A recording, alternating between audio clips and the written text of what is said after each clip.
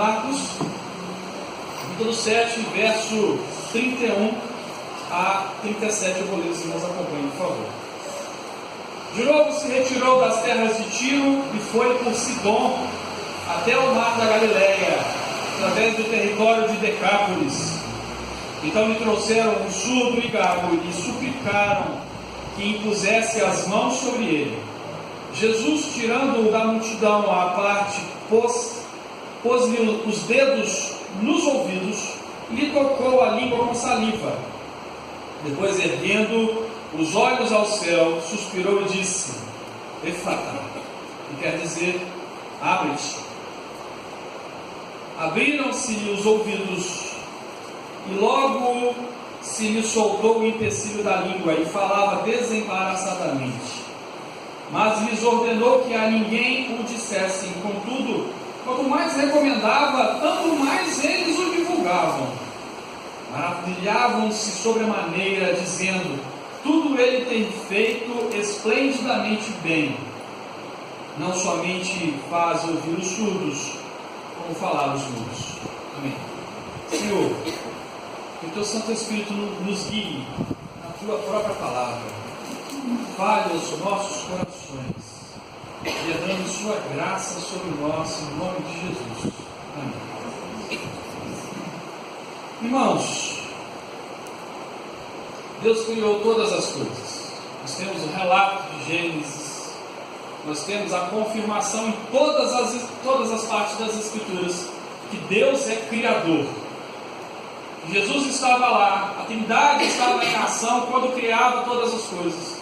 E Jesus é o verbo da vida, Jesus é a ação de Deus. Jesus criou tudo. E mesmo Deus sendo um Criador tão poderoso, tão perfeito, tão diferente da própria criação, Deus não tem criação, Deus não tem início. Deus não tem início. Ele não foi criado por nada. Ele é a razão primeira de todas as coisas, que põe tudo em movimento, que põe tudo em existência e mantém tudo em movimento, mantém tudo em existência.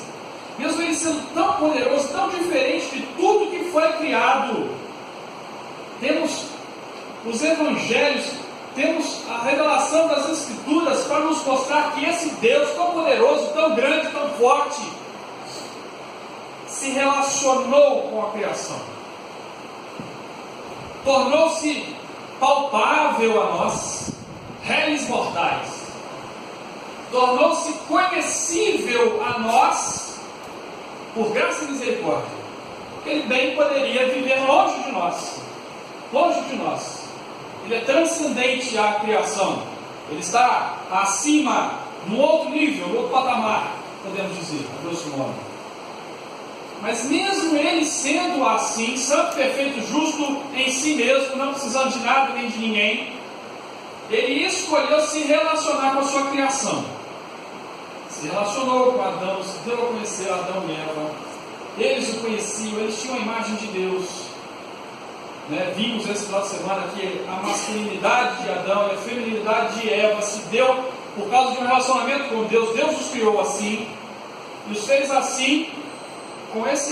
E assim eles encontram o princípio da vida deles, encontram as funções dos seus sexos e assim aprendem, por causa do relacionamento de Deus, a viver em harmonia uns com os outros e com o próprio Senhor. Mas Deus, mesmo depois de nós nos tornarmos falhos, pecadores, caídos, corrompidos, depravados, Ele continuou a se relacionar conosco. Continuou. Estava se relacionando com duas criaturas perfeitas, Adão e Eva. Mas essas duas criaturas perfeitas deixaram de ser perfeitas. Deus podia ter virado as costas, zerado tudo ali, vou fazer tudo de novo. Mas não, eu vou continuar me relacionando com vocês. Adão, onde estás? Ele, coberto pela vergonha do pecado, pelo medo do relacionamento quebrado, se escondeu do Senhor, mas Deus mesmo assim insistiu e foi atrás dele. E a geração, descendência de Adão, dali por diante, continua caída, correndo com medo, se virando as costas contra Deus o tempo todo, o tempo todo, o tempo todo. E Deus continua tendo misericórdia, graça, bondade e às vezes, sempre, virando o nosso rosto para Ele. Se não fosse assim, nós não olharíamos para Ele. Ele tem feito isso conosco. Ele tem ido até nós. E toda a nossa história tem um traço da história de Adão. Toda a nossa história tem. Eu e você, nós temos esse traço, que é o traço do pecado e o traço da graça de Deus, em ir até nós, nos buscar, para nos fazer olhar para Ele de novo, para buscarmos sentido para a nossa vida, para buscarmos propósito para a nossa existência. E aqui nessa passagem, nessa altura do campeonato, vamos dizer assim, da revelação de Cristo no Evangelho de Marcos, depois de ele há pouco ter se encontrado com fariseus e escribas religiosos, homens que tinham contato com as Escrituras, mas não entendiam o que as Escrituras estavam dizendo sobre eles e sobre a necessidade de um Salvador.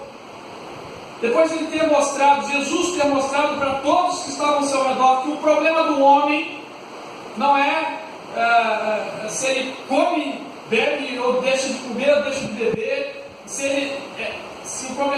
que o problema dele é porque ele deixa de fazer certos rituais. Nossa, o problema é que você deixou de lavar as mãos ritualmente antes de participar das refeições. O problema é que você tem deixado de fazer isso ou aquilo, né?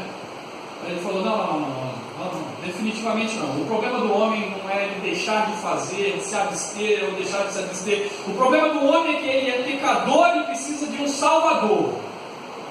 Ele precisa de Cristo. Ele precisa de mim. Ele precisa que a purificação venha de dentro para fora, não de fora para dentro.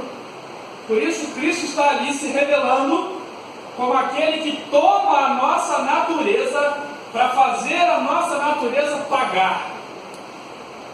Entendeu? Essa é a justificação. Ele vai para a cruz, ele está indo para a cruz, ele está se revelando como o Deus encarnado na natureza humana, para levar essa natureza para a cruz, para essa natureza na cruz sofrer a ira de Deus. E aquele que crê nisso encontra a salvação. A ira de Deus não cai sobre a pessoa, sobre o indivíduo, porque crê que caiu sobre Jesus. Isso o livra da condenação eterna. Somos salvos de pagar o próprio pecado. Acho que nunca mais esquecerei dessa definição que veio de uma menina de 12 anos, que me ensinou domingo passado. O que é salvação? Eu perguntei, ela me disse: salvação é quando a gente é livre de pagar o nosso próprio pecado. Sabe as palavras. É quando a gente é livre de pagar o nosso próprio pecado. Eu estou salvo de pagar o meu próprio pecado. E os fariseus não tinham entendido isso. Eles estavam cegos, tão cegos que momentos, anos, dias, não temos a exatidão do tempo, atrás eles tinham falado: você, Jesus, opera por poder de Beuzebu. Você não faz nada por Espírito Santo, não. Você opera pelo poder de Satanás. Você é um embusteiro. Nós te negamos convictamente. Te negamos. Isso é imperdoável. Logo em seguida, Jesus vê fé, começa um ministério num lugar onde se podia prever que não haveria fé em tal lugar. Ele entra na região Ciro-Fenícia, ele entra na região de Tiro e Sidom, melhor dizendo. Ele entra na região de Tiro e Sidom. Os judeus não queriam que ele fosse para lá. Os judeus não estavam criando mais barreiras ainda a respeito desse Jesus que estava no meio deles ali. Porque, rapaz, o Salvador, o Messias, gastando tempo com gentios, o Messias gastando tempo com quem não é descendente de Abraão. Mas Jesus fez isso. Ele foi lá para a região de Tiro e Sidom. E na região de Tiro e Sidom ele encontrou uma mulher que tinha fé suficiente para entender que uma migalha da graça de Deus é suficiente para ela, para purificá-la, para lhe dar libertação para ela e sua filha. Aí ela recebeu a bênção, porque cria ser aquele homem, o Salvador, cria ser aquele homem, o Deus encarnado, que podia, com um pequeno gesto, resolver o problema da sua vida. E agora ainda, numa região onde não se espera encontrar aqueles que podem ver Jesus, temos o cego, temos um surdo mudo sendo liberto por Jesus. Um surdo mudo. Ele estava nas terras de Tiro e Sidom, andou até o mar da Galileia, pelo território de Decápolis. Muita gente sabia dele, uma multidão estava ao redor dele, e a multidão encontrou misericórdia dele, porque a multidão sabia de uma pessoa que não conseguia falar, ele era difícil de falar, porque ele era surdo mudo, e o surdo às vezes consegue ler lábios, reações, gestos, e sabe do que está se tratando aquilo ali ao redor dele, e ele tenta se comunicar e está tudo travado, aquele desespero que dá a gente de ver quando alguém está sofrendo isso, né? Dá desespero na gente, e aqueles gritos esquisitos, e a gente fica desesperado porque a pessoa está tentando se comunicar com a gente, né? E esse é o grande problema da humanidade. Ela perdeu a capacidade de se comunicar com Deus. Na queda, nós perdemos a capacidade de ouvir Deus. Nós perdemos a capacidade de nos atentar para a nossa missão de falar dele, porque nós deixamos de ouvi-lo. Quem não consegue ouvir, não consegue falar. Todo surdo é mudo. Todo surdo é mudo, porque ele não aprendeu o que é uma palavra, nem usar. Ele não consegue ouvir a si mesmo. Como ele vai usar o seu instrumento que emite sons de forma conhecível, né? De forma que possamos entender suas vocalizações? Não pode, não tem jeito, não tem jeito. E essa passagem está aqui para ser um exemplo, uma ilustração vívida da ação de Cristo em nos fazer, de novo, ouvintes e pregadores e faladores do que ouvimos. O problema é interno. O problema é que nós não cremos, perdemos a conexão com Deus. E ele está mostrando isso nesse capítulo, no meio dos gentios, no meio de quem não se esperava jamais que pudessem ser alcançados por isso. No meio dos gentios ele está mostrando que ele é que abre os nossos ouvidos para nos fazer ouvi-lo, para nos fazer conhecê-lo, e ele nos torna pregadores da sua palavra. Esse é o exemplo. Trouxeram um surdo e gago e lhe suplicaram que lhe impusesse as mãos sobre ele, que não abençoasse. Essa forma que eles conheciam como uma forma de abençoar, e pôr as mãos, né? E aquele homem no meio da multidão, imagina, né? Um surdo mudo tentando falar, e aquela bagunça, aquele monte de gente. Ai, Jesus, estava esse cara, e o cara perdido, nem, né, sem saber para onde vai, onde está, o que o povo está falando, e ele precisa ler lábios, e multidão, e bagunça, e ele cheio de estímulos. Imagina, que cena caótica, né? E Jesus ali e traz o surdo gago e põe na frente de Jesus. Jesus, salva esse cara, abençoa esse cara, dá um jeito aí, põe a mão sobre ele, faz ele falar, resolve o problema olha assim, cara, parece um teste. Parece um teste, né? Esse cara é bom mesmo. Vamos ver se ele é bom mesmo, né? Vamos ver se ele vai fazer um prodígio aqui. Vamos ver se ele vai confirmar no meio de nós quem ele é, quem ele diz que ele é. A multidão é confusa. E eles fazem isso com motivos que nós não temos exatidão para dizer, mas eles fazem isso porque veem algo, ouvem, sabem da sua fama, esperam algo, têm expectativa sobre esse Jesus.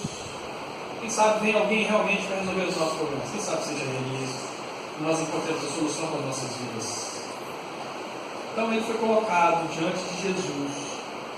E o mais lindo nessa passagem, que eu quero que fique em nossa mente essa noite, é que o Criador encarnado, ao invés de se portar de uma forma padrão, ele vai ao necessitado para se comunicar com o necessitado do jeito que o necessitado entende. É o Éden. É a tragédia do Éden, repetida agora, diariamente, as pessoas que se perderam e precisam ter os ouvidos abertos, que não têm condição de entender o Criador mais. Então é preciso que o Criador venha e habite entre nós, e faça como nós, como um de nós, e fale a nossa língua. E fale de um jeito que entendamos. E é isso que Cristo faz. Ele tira o surdo gago da multidão e vem para cá, meu filho. E o que ele está fazendo é, ele está comunicando para aquele jovem, para aquele homem, o que ele vai fazer. Coloca os dedos nos ouvidos do surdo gago. Eu vou mexer aqui, ó. Vou mexer aqui. Ele só tem esse jeito de entender. Ele não ouve. Então, dedo nos ouvidos. Dedo, saliva na boca. Eu vou mexer aqui também. Olha para mim. Olha para mim. Eu vou cuidar. Tirou da multidão e se comunicou do jeito que ele entendia. Olha para mim. Eu vou tratar o seu problema. Eu vou tratar o seu problema. Você entende? Efata. Compaixão. Jesus suspirou para mostrar compaixão. E é isso que Jesus faz com a gente. Jesus vem ao nosso nível de intelectualidade. Jesus vem no nosso contexto. Jesus vem para se revelar a nós de um jeito que a gente entende. Isso é a maravilha do Evangelho. O Criador se humilhando ao nosso nível para nos revelar sua bondade, sua compaixão, suas misericórdias, sua graça, seu desejo de transformar vidas, seu desejo de purificar, de colocar em ordem, de voltar à harmonia, de voltar às capacidades, de voltar às funções. Abre-te. Não foi o toque nos ouvidos, não foi a saliva, e nem foi a palavra, como se fosse uma palavra mágica, porque depois que essa palavra foi pronunciada por Jesus, alguns andaram usando de forma mística essa palavra, efatá, que era em aramaico. Jesus falava aramaico, com sua linguagem natal. Falou aramaico. Efatá, abre-te. E pela palavra de Deus, ele teve os ouvidos abertos e a língua destravada. Porque às vezes a gente acha que abriu o ouvido, o cara começou a ouvir e ele começou a falar. Mas ele tem que aprender a falar, porque ele não sabia falar, ele não sabia ouvir. Quem põe implante para ouvir, implante coclear, se não me engano é esse nome, né? Para ouvir, e a pessoa começa a ouvir, depois de tanto tempo sem falar, ela tem que depois ir para o fono, passar anos no fonoaudiólogo, o fonoaudiólogo ensinar a pessoa a falar. Jesus resolveu o problema na hora. Abriu os ouvidos, ensinou o cara a falar e ele passou a falar na hora. Isso nos ensina a grandeza do Evangelho, de um Deus que se compadece, que vem ao nosso encontro no estado em que estamos. No estado em que estamos. No estado em que nos encontramos. Então não tem buraco mais fundo que Deus não possa ir atrás de nós. Porque nós já estamos no buraco. Não tem. Não tem essa de nós pensarmos assim: eu sou um miserável pecador, eu mereço ir na igreja. É por isso que você tem que estar na igreja, porque você é pecador. Um pecador que reconhece Cristo. Um pecador que reconhece que esse Messias, que esse Jesus, que faz milagres, é o Deus encarnado, que levou a nossa natureza na cruz para sofrer, para nos dar a liberdade do sofrer, para nos dar a liberdade do pecado. Esse Cristo que tem compaixão de nós, que faz nós abrirmos ouvidos e soltarmos a língua. Soltarmos a língua. Esse é o grande ponto dessa passagem. Em segundo lugar, temos a desobediência constante do povo, que Jesus dá uma ordem para eles: olha, não avisa nada para ninguém não, a perseguição está aumentando. Jesus é humano, é Deus e é homem, 100% Deus, 100% homem. Ele sabe que quando a perseguição aumentar, ele vai sofrer. Então que contenha-se o burburinho da multidão, para que perseguição não seja levantada. Então, quietinho, não espalhe. Quietinho, não espalhe. Mas quanto mais Jesus falava isso, mais as pessoas alvoroçavam, e a fama dele percorria. E eles continuavam desobedientes, porque Cristo havia dado uma ordem. Se ele deu uma ordem que a pessoa fez o contrário, eles são desobedientes. E até nos desobedientes se encontra uma admiração que não se encontra naqueles que se diziam obedientes, os fariseus. Porque os desobedientes aqui estavam maravilhados sobremaneira, dizendo: tudo que ele tem feito esplendidamente bem. Enquanto que os fariseus estavam preocupados se os discípulos estavam lavando a mão, se estavam fazendo rituais ou não, se eles estavam guardando o sábado ou não, preocupados com coisas externas. Jesus preocupados com o nosso coração, com a nossa essência, com aquilo que somos diante de Deus. Preocupado em nos dar vida, preocupado em abrir olhos, preocupado em resolver o problema essencial da nossa existência, a nossa conexão com Deus, a nossa capacidade de vê-lo e ouvi-lo. E depois de vê-lo e ouvi-lo, compartilhar o Evangelho, não ter impedimento na língua para compartilhar o Evangelho. Ele não faz somente ouvir os surdos, mas também ele faz falar mudos. Ele está cumprindo as Escrituras, meus irmãos. Ele está cumprindo Isaías 35 que nós lemos hoje. Ele está cumprindo o que o profeta havia profetizado muitos anos atrás, que ele fará. Versículo 5 de Isaías 35: se abrirão os olhos dos cegos e se desimpedirão os ouvidos dos surdos. Os coxos saltarão como cervos, e a língua dos mudos cantará, pois águas arrebentarão no deserto e ribeiros no ermo. Esse é Jesus, revelado aos homens, aquele que veio para nos conectar de novo com Deus. Não importa o lugar que achamos que estamos, ele veio para abrir os nossos olhos, a nos fazer ouvir a sua palavra e despedir a nossa vida das consequências dos nossos pecados. Você crê nisso, meu irmão? Você crê nesse Messias que veio para isso, para pôr ordem na sua vida? Você crê que esse Messias veio para você?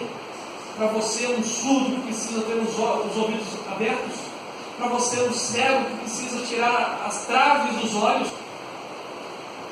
Para você um mudo que está com dificuldades de existir? Se você crê que veio para você, você está encontrando salvação. É esse o caminho. Continue. Continue. Firme-se na palavra, no Evangelho. Entregue-se a Cristo. Entregue-se a Cristo. Não há salvação em outro nome. Não há salvação em outra coisa. Não há salvação em rituais.